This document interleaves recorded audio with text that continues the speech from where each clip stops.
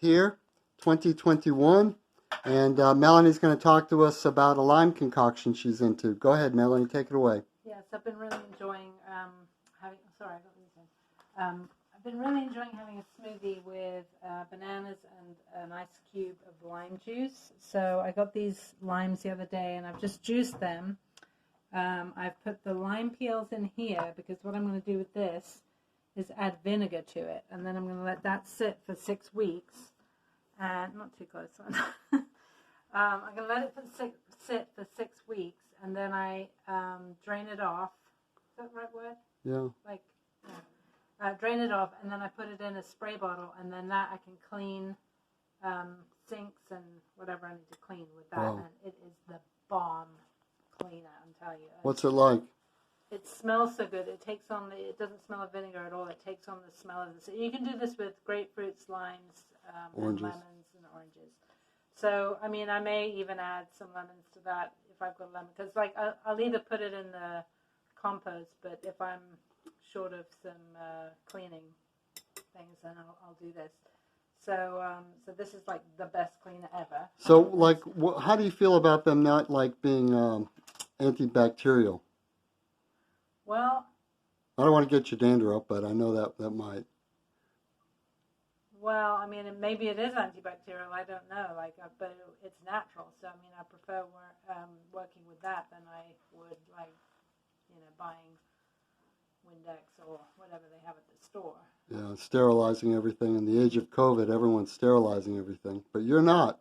Yeah, and I think vinegar is possibly antibacterial a little bit. Yeah. Maybe, I don't know, but anyway, what we're cleans finding well enough for me. I'm not into the whole antibacterial. And what we're finding, and even science is certainly backing this up, that the overuse of antibiotics and a antimicrobial cleaner is an antibiotic. What that does is it causes the rise of superbugs, which no antibiotic can take out, and they take out a lot of people. So there is a whole science behind this, and so we would like to just steer people towards the study of that. Go ahead, continue. So then I've got my lime juice here, and I'm going to pour it into here right. and put it in the freezer to make. Go ahead, show us what you do. Probably make a big deal of it, but. Oh, no pressure. And then I've got one other little trick with the citrus I'll share in just a second. So there's an ice cube tray full of lime juice. Well, actually, these two right here are lemon because...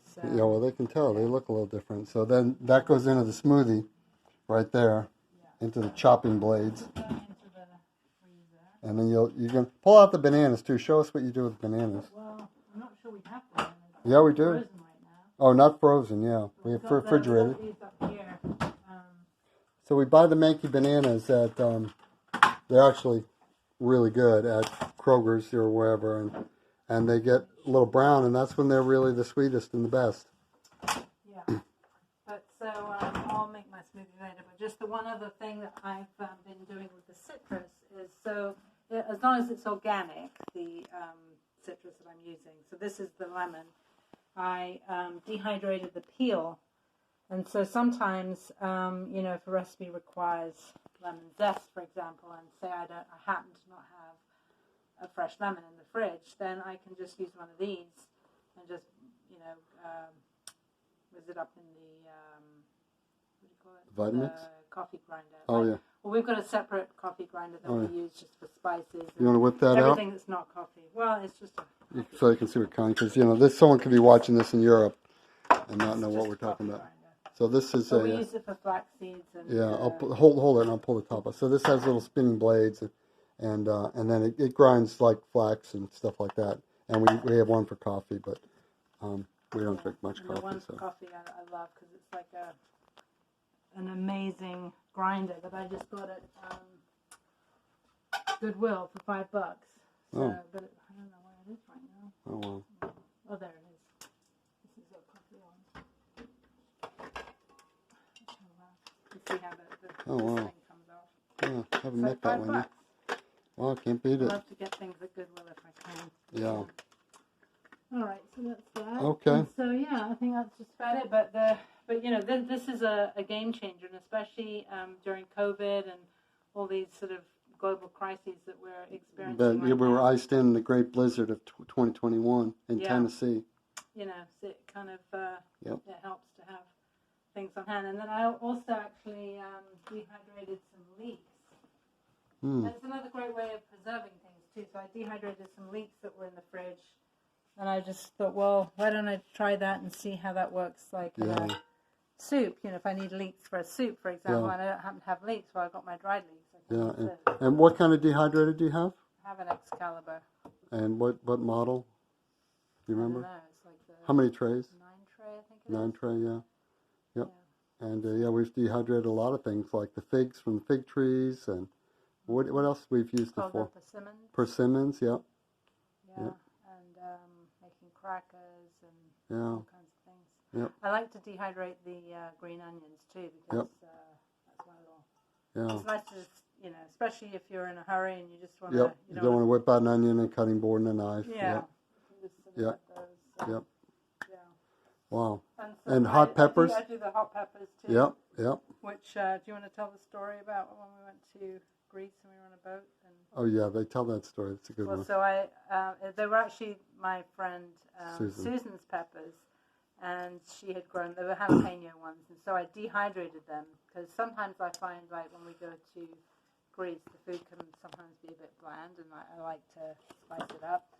So anyway, I just took my little baggie and I took it. What are you doing, hon? I was looking for the dried peppers. Oh, they're here. Oh, okay. There's some other ones too. Yep. Okay. Yeah. So Are those the habaneros? I think these are the habaneros. Oh my goodness! These are very hot ones. Yeah. So anyway, we took I took them in a little baggie, and then typically what I like as a snack, as being vegan, it's like again, it's sometimes a bit tricky to find something satisfying. So what I like to have as a snack is some crisp bread with hummus on, and then I put a couple of slices of the dried jalapeno on top. Well, we were on this boat with this.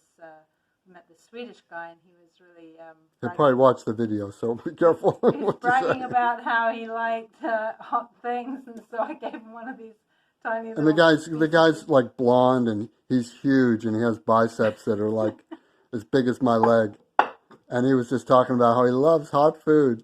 Yeah, and his face went bright red, and he was just like, it was like a stick of dynamite. We were on a ship, but otherwise we would have called 911. Yeah.